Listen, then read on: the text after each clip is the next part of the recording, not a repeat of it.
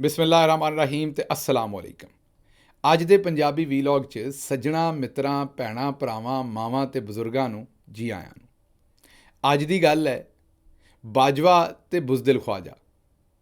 ਪਿਛਲਿਆਂ ਕਈਆਂ ਦਿਨਾਂ ਤੋਂ ख्वाजा ਸਾਹਿਬ ਜਿਹੜੇ ਨੇ ਉਹ ਕਦੀ ਇੱਧਰ ਬੜਕ ਮਾਰਦੇ ਸਨ, ਕਦੀ ਉੱਧਰ ਬੁੱਕਦੇ ਸਨ, ਕਦੀ ਇੱਧਰ ਜਲਾਇਆਂ ਦੇ ਜਵਾਈ ਤਰ੍ਹਾਂ ਆਕੜੇ ਫਿਰਦੇ ਸਨ ਤੇ ਕਦੀ ਉੱਧਰ ਮੱਛਰੇ ਫਿਰਦੇ ਸਨ। ਸਮਝ ਨਹੀਂ ਸੀ ਆਉਂਦੀ ਵੀ ਇੱਕੋ ਦਮ ख्वाजा ਸਾਹਿਬ ਨੂੰ ਹੋ ਕੀ ਗਿਆ।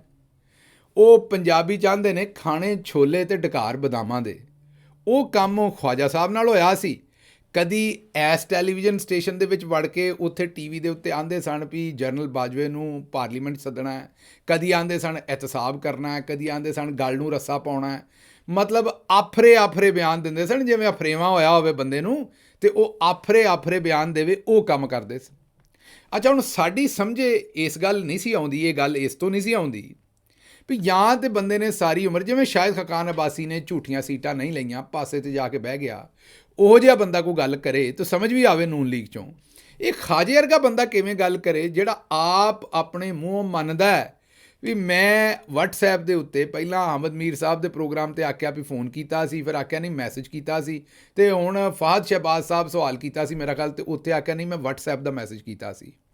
ਜਿਹੜਾ ਬੰਦਾ ਆਪ ਆਪਣੇ ਮੂੰਹੋਂ ਮੰਨਦਾ ਹੈ ਵੀ 2013 'ਚ ਉਹਨਾਂ ਨੂੰ ਮੈਸੇਜ ਕਰਕੇ ਤੇ ਖਰਾਦ ਦੀ ਸੀਟ ਮੈਂ ਜਿੱਤੀ ਸੀ, ਉਹ ਬੰਦਾ ਅਗਰ ਗਲਮੇ ਨੂੰ ਪਏਗਾ ਤਾਂ ਫਿਰ ਉਹ ਮਸ਼ਹੂਰੇ ਜ਼ਮਾਨਾ ਫਿਕਰਾ ਚੇਤੇ ਆਉਂਦਾ ਨੂਨ ਲੀਗ ਵਾਲਿਆਂ 'ਤੇ ਕਿ ਜਿਸ ਵੇਲੇ ਇਹਨਾਂ 'ਤੇ ਭੈੜਾ ਵਕਤ ਹੁੰਦਾ ਹੈ ਅਤੇ ਪੈਰਾਂ ਨੂੰ ਪੈਂਦੇ ਨੇ, ਅਤੇ ਜਿਸ ਵੇਲੇ ਇਹ ਤਾਕਤ 'ਚ ਆ ਜਾਂਦੇ ਨੇ, ਚੰਗੇ ਵਕਤ 'ਚ ਆਉਂਦੇ ਨੇ ਅਤੇ ਗਲਮੇ ਨੂੰ ਪੈਂਦੇ ਨੇ। ਇਹ ਉਸੇ ਤਰੀਕੇ ਨਾਲ ਬਾਜਵੇ ਦੇ ਗਲ ਨੂੰ ਪਿਆ। ਅਤੇ ਤੁਹਾਨੂੰ ਪਤਾ ਜਿਹੜੇ ਪਿੰਡਾਂ ਦੇ ਵਿੱਚ ਅਥਰੇ ਭਲਵਾਨ ਹੁੰਦੇ ਨੇ ਉਹਨਾਂ ਦਾ ਸ਼ਬਸ਼ਬਾ ਹੀ ਇਹ ਹੁੰਦਾ ਵੀ ਕੌਡੀ ਜਦੋਂ ਸਾਹ ਪਾਉਣ ਜਾਂਦੇ ਨੇ ਅਤੇ ਜੇ ਕਿਤੇ ਮਾੜਾ ਕੋਈ ਜਾਫੀ ਉਹਨਾਂ ਦੇ ਲਾਗੇ ਆਵੇ ਤਾਂ ਉਹ ਛੁਡਾ ਕੇ ਨਹੀਂ ਜਾਂਦੇ, ਉਹ ਛੰਡ ਕੇ ਪਰਾਂ ਮਾਰਦੇ ਨੇ। ਅਤੇ ਕਈ ਵਾਰੀ ਇੰਝ ਜਿਵੇਂ ਛਿਛੜੇ ਨੂੰ ਪਰਾਂ ਸੁੱਟੀਦਾ ਉਂਝ ਛੰਡ ਕੇ ਪਰਾਂ ਸੁੱਟਦੇ ਨੇ ਅਤੇ ਬੰਦਾ ਉਹ ਜਾਂਦਾ ਕਈ ਫੁੱਟ ਦੂਰ ਜਾ ਕੇ ਡਿੱਗਦਾ। ਉਹੀ ਕੰਮ ਬਾਜਵੇ ਨੇ ख्वाजा ਸਾਹਿਬ ਨਾਲ ਕੀਤਾ ਅਤੇ ख्वाजा ਸਾਹਿਬ ਇਹ ਬਿਆਨ 'ਤੇ ਦੇ ਬੈਠੇ। ਅਤੇ ਅਸਾਂ ਤੁਹਾਨੂੰ ਖਬਰ ਦਿੱਤੀ ਸੀ ਸਭ ਤੋਂ ਪਹਿਲਾਂ, ਚੇਤੇ ਕਰੋ ਇਹ ਸਾਡੀ ਖਬਰ ਸੀ, ਅਸਾਂ ਤੁਹਾਨੂੰ ਇਹ ਖਬਰ ਦਿੱਤੀ ਸੀ ਕਿ ਬਾਜਵਾ ਸਾਹਿਬ ਨੂੰ ਗੰਦੀਆਂ ਗਾਲਾਂ ਪਈਆਂ ਨੇ। ਹਾਂਜੀ, ख्वाजा ਸਾਹਿਬ ਨੂੰ, ਬਾਜਵਾ ਸਾਹਿਬ ਨੇ ख्वाजा ਸਾਹਿਬ ਨੂੰ ਗੰਦੀਆਂ ਗਾਲਾਂ ਕੱਢੀਆਂ ਨੇ, ਅਸੀਂ ਤੁਹਾਨੂੰ ਖਬਰ ਦਿੱਤੀ ਸੀ। ਔਰ ख्वाजा ਸਾਹਿਬ ਦੀ ਉਸ ਤੋਂ ਬਾਅਦ ਪੀਂ ਬੋਲ ਗਈ ਅਤੇ ਨਾਲ ਹੀ ਉਹਨਾਂ ਨੇ ਆਪਣਾ ਜਿਹੜਾ ਮਾਮਲਾ ਸੀ ਨਾ ਉਹ ਸਿੱਧਾ ਕਰ ਲਿਆ ਅਤੇ ਕੱਟ ਮਾਰ ਕੇ ਨਾਲ ਹੀ ਆਪਣੇ ਬਿਆਨ ਜਿਹੜੇ ਬਦਲ ਲਏ। ਅਤੇ ਉਸ ਤੋਂ ਬਾਅਦ ਉਹ ਜਿਹੜਾ ਅਫਰੇਵਾਂ ਸੀ ਉਹ ਵੀ ਨਿਕਲ ਗਿਆ, ਮਤਲਬ ਜਿਹੜੀ ਗੈਸ ਦੀ ਕਸਰ ਹੋਈ ਸੀ ਉਹ ਵੀ ਖਤਮ ਹੋ ਗਈ। ਜਿਹੜੇ ਜਲਾਇਆਂ ਦੇ ਜਵਾਈ ਤਰ੍ਹਾਂ ਆਕੜੇ ਫਿਰਦੇ ਸਨ ਵੀ ਜਿਵੇਂ ਕਲਫ ਲੱਗੀ ਹੋਵੇ, ਉਹ ਵੀ ਉੱਤੋਂ ਪਾਣੀ ਪਿਆ ਅਤੇ ਉਹ ਵੀ ਜ਼ਰਾ ਨਿਕਲ ਗਿਆ ਸਾਰਾ। ਉਹਦੇ ਨਿਸਰੇ ਫਿਰਦੇ ਸਨ ਨਾ ख्वाजा ਸਾਹਿਬ, ਉਹ ਹਰ ਸ਼ੈ ਬਿਲਕੁਲ ਸੈੱਟ ਹੋ ਗਈ ਅਤੇ ਝੱਗ ਤਰ੍ਹਾਂ ख्वाजा ਸਾਹਿਬ ਜਿਹੜੇ ਥੱਲੇ ਬਹਿ ਗਏ। ਇਹ ਜ਼ਰਾ ख्वाजा ਸਾਹਿਬ ਦਾ ਇੱਕ ਬਿਆਨ ਸੁਣੋ, ਇਹ ਮਿੰਟ ਡੇਢ ਮਿੰਟ ਦਾ ਬਿਆਨ ਹੈ। ਇਹ ਬਿਆਨ ਸੁਣੋ ਅਤੇ ਉਸ ਤੋਂ ਬਾਅਦ ਇੱਥੇ ਮੈਂ ਤਜਜ਼ੀਆ ਕਰਾਂਗਾ ਅਤੇ ਬੜਾ ਖੂਬਸੂਰਤ ਤਜਜ਼ੀਆ ਹੋਏਗਾ, ਤੁਹਾਨੂੰ ਸਵਾਦ ਆਏਗਾ ख्वाजा ਸਾਹਿਬ ਦੀ ਵੀ ਅਤੇ ਨੂਨ ਲੀਗ ਦੀ। ਇਸ ਵੇਲੇ ਜਿਹੜੀ ਪੂਰੀ ਇਹਨਾਂ ਨੂੰ ਜਿਹੜੀ ਗੈਸ ਹੋਈ ਨਾ, ਗੈਸ ਹੋਈ ਹੈ ਨਾ ਜਿਹੜੀ ਇਹਨਾਂ ਨੂੰ, ਉਹਦੇ ਉੱਤੇ ਤੁਹਾਨੂੰ ਪੂਰਾ ਤਬਸਰਾ ਦੇਵਾਂਗੇ ਵੀ ਇਹਨਾਂ ਦਾ ਰੌਲਾ ਕੀ ਹੈ ਅਤੇ ਇਹਨਾਂ ਦੇ ਨਾਲ ਅੱਗੋਂ ਹੋਣਾ ਕੀ ਹੈ। ਇਹ ਸੁਣੋ ज़रा। जो तबाह नाज़क पे गरां गुजरा है तो मैं क्या कह सकता हूँ। मैं आपके ज़रिए कह लेता हूँ कि जी मैंने कोई गुस्ताखी की है तो जाने दे। मतलब गुस्ताखी तो मुल्क के वज़ीर दिफा को एक रिटायर्ड जनरल धमकी दे रहा है, गुस्ताखी ये हुई या आप कह रहे हैं? देखें तुसां सुन लिया भी ख्वाजा साहब हुण आंदे ने, ਪਹਿਲਾਂ ਤਾਂ ਮੈਂ ਤੁਹਾਨੂੰ ਦੱਸਿਆ ਵੀ ਆਫਰੇ ਫਿਰਦੇ ਸਨ ਅਤੇ ਜਲਾਇਆਂ ਦੇ ਜਵਾਈ ਤਰ੍ਹਾਂ ਕਦੀ ਇੱਧਰ ਬੁੱਕਦੇ ਫਿਰਦੇ ਸਨ, ਕਦੀ ਇੱਧਰ ਬੜਕਾਂ ਮਾਰਦੇ ਫਿਰਦੇ ਸਨ। ਅਤੇ ਹੁਣ ਉਹੀ ख्वाजा ਆਂਦਾ ਵੀ ਜੇ ਮੇਰੇ ਕੋਲ ਕੋਈ ਗਲਤੀ ਹੋ ਗਈ ਹੈ ਤਾਂ ਚਲੋ ਜਾਣ ਦਿਓ, ਮੈਨੂੰ ਮਾਫੀ ਦੇ ਦਿਓ। ਸੁਣਿਆ ਨਾ ਤੁਸੀਂ, ਉਹ ਆਪਣੇ ਬਿਆਨ ਚਾਹੁੰਦੇ ਨੇ ਵੀ ਜੇ ਮੇਰੇ ਕੋਲ ਕੋਈ ਗਲਤੀ ਹੋ ਗਈ ਹੈ ਤਾਂ ਚਲੋ ਜਾਣ ਦਿਓ, ਮੈਨੂੰ ਮਾਫੀ ਦੇ ਦਿਓ। ਅੱਗੋਂ ਸ਼ਾਹਜ਼ੇਬ ਖਾਨਜ਼ਾਦਾ ਆਂਦਾ ਵੀ ਕਿਹੜੀ ਗਲਤੀ, ਤੁਸੀਂ ਵਜ਼ੀਰੇ ਦਫਾ ਹੋ, ਤੁਸੀਂ ਤਾਂ ਇੰਨਾ ਹੀ ਆਖਿਆ। ਇਹ ਅਸਲ ਦੇ ਵਿੱਚ ख्वाजा ਸਾਹਿਬ ਨੇ ਬਾਅਦ 'ਚ ਆਪਣਾ ਬਿਆਨ ਬਦਲਿਆ ਕਿ ਮੈਂ ਅਫਗਾਨਿਸਤਾਨ ਅਤੇ ਉਸ ਮਾਮਲੇ ਦੇ ਵਿੱਚ ਬਾਜਵਾ ਸਾਹਿਬ ਨੂੰ ਪੁੱਛਣਾ ਨਾ। ਇਹਨਾਂ ਅਸਲ ਦੇ ਵਿੱਚ ਬਿਆਨ ਇਹ ਦਿੱਤਾ ਸੀ ਵੀ ਜਿਹੜੀ ਨਵਾਜ਼ ਸ਼ਰੀਫ ਦੀ ਹਕੂਮਤ ਸੁੱਟੀ ਸੀ ਨਾ ख्वाजा ਸਾਹਿਬ ਨੇ 2017 ਦੇ ਵਿੱਚ, ਆਂਦੇ ਨੇ ख्वाजा ਸਾਹਿਬ ਇਲਜ਼ਾਮ ਲਾ ਰਹੇ ਸਨ ਨਵਾਜ਼ ਸ਼ਰੀਫ ਨੂੰ ਜਿਹੜਾ ਨਾਅਲ ਕੀਤਾ ਸੀ ਉਹਦੇ ਵਾਸਤੇ ਬੁਲਾ ਕੇ ਜਵਾਬ ਲੈਣਾ ਹੈ ਬਾਜਵੇ ਦੇ ਕੋਲੋਂ। ਅਤੇ ਜਿਸ ਵੇਲੇ ਅੱਗੋਂ ਬਾਜਵਾ ਸਾਹਿਬ ਨੇ ਕੱਢ ਕੜਾਕੇ ਦਿੱਤੇ, ਕੱਢੀਆਂ ਗੰਦੀਆਂ ਗਾਲਾਂ, ਉਹਨਾਂ ਆਖਿਆ ਵੀ ਛੱਜ 'ਤੇ ਬੋਲੇ, ਛਾਣਨੀ ਕਿਵੇਂ ਬੋਲੇ ਜਿਹਦੇ ਵਿੱਚ ਆਪ ਇੰਨੇ ਸੁਰਾਖ ਨੇ, ਇੰਨੇ ਛੇਦ ਨੇ। ਭਾਈ ਤੂੰ ਕਿੱਧਰੋਂ ਬੋਲਣ ਡਿਆ, ਤੇਰਾ ਕੀ ਲੈਣ ਦੇਣ, ਤੂੰ ਤਾਂ ਆਪ ਮੈਨੂੰ ਮੈਸੇਜ ਕਰਕੇ ਸੀਟਾਂ ਜਿੱਤਦਾ ਰਿਹਾ ਤੇਰਾ ਭਾਈ ਜੀ ਇਹਦੇ ਵਿੱਚ ਕੀ ਲੈਣ ਦੇਣਾ? ਤੇ ਮੈਂ ਤੁਹਾਨੂੰ ਜਿਵੇਂ ਦੱਸਿਆ ਵੀ ਖਵਾਜਾ ਸਾਹਿਬ ਝੱਗ ਤਰ੍ਹਾਂ ਥੱਲੇ ਬਹਿ, ਉਹ ਜਿਹੜਾ ਜਲਾਏ ਦੇ ਜਵਾਈ ਤਰ੍ਹਾਂ ਆਕੜੇ ਫਿਰਦੇ ਸਨ। ਇੰਝ ਹੀ ਸਮਝੋ ਵੀ ਪਾਣੀ ਦੀ ਬਾਲਟੀ ਕਿਸੇ ਜਿਵੇਂ ਕਲਫ ਵਾਲੀ ਸ਼ਿਮਲਾ ਹੋਵੇ, ਉੱਤੇ ਕੋਈ ਪਾਣੀ ਦੀ ਬਾਲਟੀ ਸੁੱਟ ਦੇ ਤੇ ਉਹ ਇੰਝ ਥੱਲੇ ਜਾ ਡਿੱਗਦਾ ਉਹ ਸ਼ਿਮਲਾ। ਤੇ ਉਹ ਹੀ ਕੰਮ ਖਵਾਜਾ ਸਾਹਿਬ ਨਾਲ ਹੋਇਆ।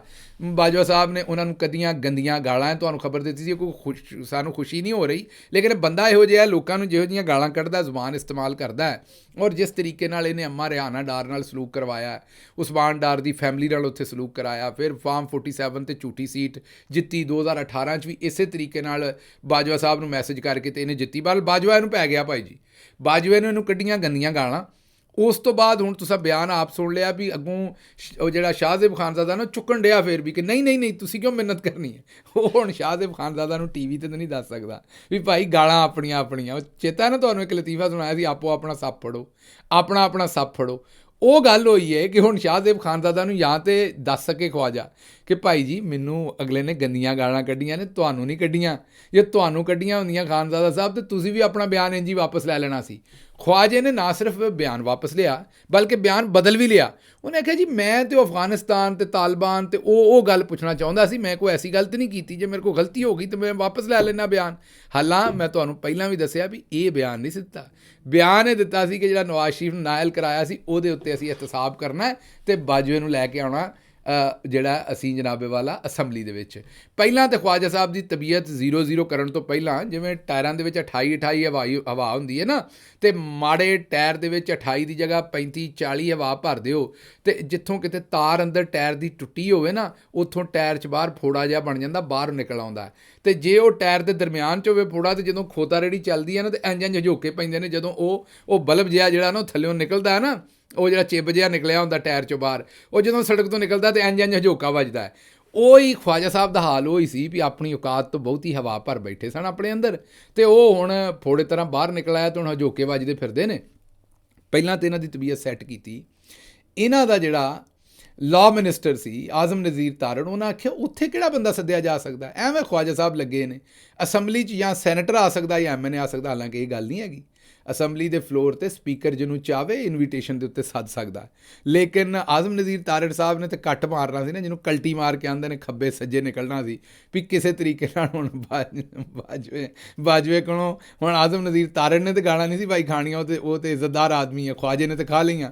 ਬਹਰਹਾਲ ਉਹਨਾਂ ਨੇ ਪਹਿਲਾਂ ਤਾਂ ਇਹ ਸਟੇਟਮੈਂਟ ਦਿੱਤੀ। ਉਸ ਤੋਂ ਬਾਅਦ ਤੁਹਾਨੂੰ ਇੱਕ ਛੋਟਾ ਜਿਹਾ ਬਿਆਨ ਸੁਣਵਾਉਂਦੇ ਹਾਂ ਕਿ ਖਵਾਜਾ ਸਾਹਿਬ ਦੇ ਨਾਲ ਤਾਂ ਜੋ ਹੋਇਆ। ਫਿਰ ਉਸ ਤੋਂ ਬਾਅਦ ਅਬਾਸੀ ਸਾਹਿਬ ਨੇ ਕੀ ਕੀਤਾ। ਹਾਂਜੀ, ਪਿੰਡੀ ਤੋਂ ਜਿਹੜੇ ਅਬਾਸੀ ਸਾਹਿਬ ਨੇ, ਉਹਨਾਂ ਨੇ ਖਵਾਜਾ ਸਾਹਿਬ ਦੀ ਫਿਰ ਦੁਰਗਤ ਕਿਵੇਂ ਬਣਾਈ, ਉਹ ਜ਼ਰਾ ਸੁਣੋ।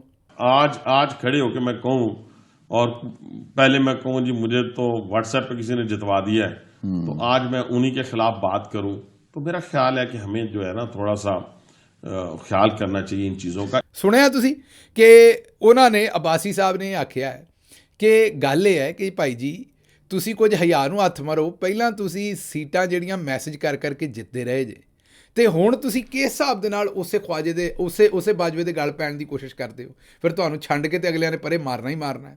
ਇਸ ਲਈ ਹੁਣ ਖਵਾਜਾ ਸਾਹਿਬ ਜਿਹੜੇ, ਉਹਨਾਂ ਦੀ ਹਾਲਤ ਇਸ ਵੇਲੇ ਕੀ ਹੋਈ ਹੈ, ਇਸ ਵੇਲੇ ਜਦੋਂ ਮੈਂ ਤੁਹਾਡੇ ਨਾਲ ਗੱਲ ਕਰ ਰਿਹਾ, ਉਸ ਵੇਲੇ ਖਵਾਜਾ ਸਾਹਿਬ ਦੀ ਹਾਲਤ ਕੀ ਹੈ, ਸੁਣੋ। ये मैं समझता हूँ कि ये एक बड़ी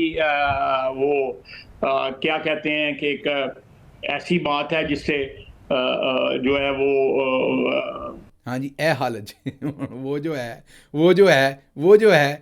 है और मुझे नहीं है, मतलब कि मैनू कुछ नहीं पता कि वो जो क्या है। तो ख्वाजा साहब मेरा तुहानू मशवरा ये है, बल्कि पहला एक तुहानू लतीफा सुना देना, उत्थों तुहानू सारी गल समझ आ जाएगी। ਇੱਕ ਸਰਦਾਰ ਤੇ ਤੋਤਾ ਦੋਨੇ ਜਹਾਜ਼ ਦੇ ਵਿੱਚ ਉੱਡ ਰਹੇ ਸਨ, ਫਲਾਈਟ ਸੀ, ਤੋਤਾ ਵੀ ਸੀ ਕਿਸੇ ਦਾ ਅਤੇ ਨਾਲ ਸਰਦਾਰ ਬੈਠਾ ਸੀ, ਅਤੇ ਕੋਈ ਬੰਦਾ ਆਪਣਾ ਤੋਤਾ ਲੈ ਕੇ ਗਿਆ ਸੀ ਜਹਾਜ਼ ਦੇ ਵਿੱਚ, ਉਹ ਵੀ ਨਾਲ ਬੈਠਾ ਸੀ।